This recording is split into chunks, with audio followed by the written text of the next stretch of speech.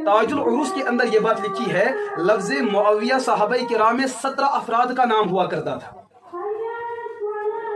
17 सहाबा वो थे कि जिनका नाम क्या था, मुआविया।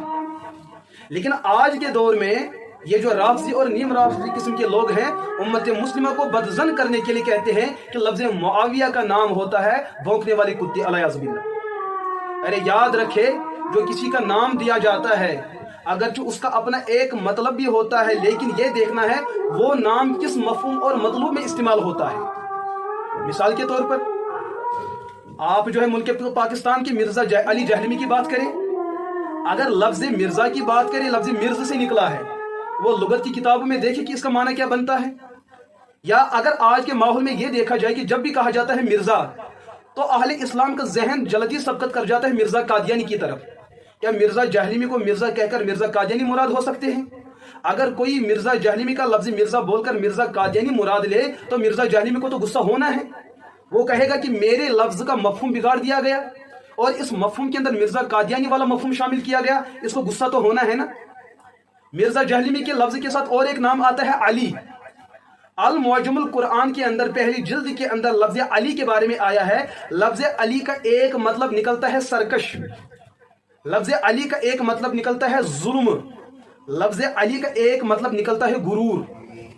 हालांकि असल माना इसका है बुलंदो बाला, लेकिन ये माना भी उसके निकलते हैं।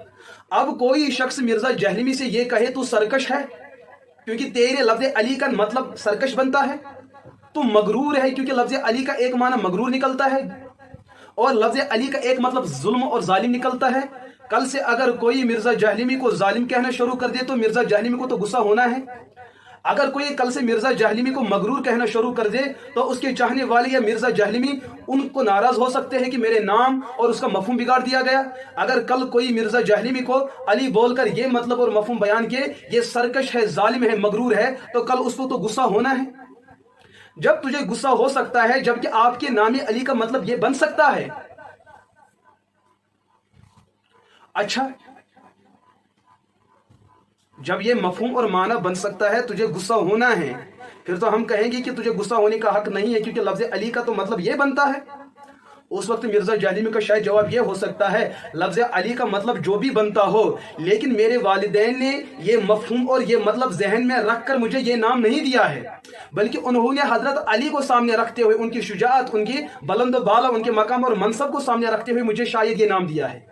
हम भी यही कहेंगे, हजरत मुआविया को जो नाम दिया गया है वो खुदा न खास्ता कुत्ते के भौंकने का मतलब मफहूम जहन में रखते हुए नहीं, बल्कि शेर की आवाज सामने रखकर हजरत मुआविया का नाम दिया गया। अरे जब ये नाम हुजूर ने बताया, हुजूर ने हजरत मुआविया का नाम लेकर उनको दुआए खैर दी है। अगर ये नाम बुरा होता, हुजूर का कानून ये था कि बुरे नाम को बदल दिया जाता।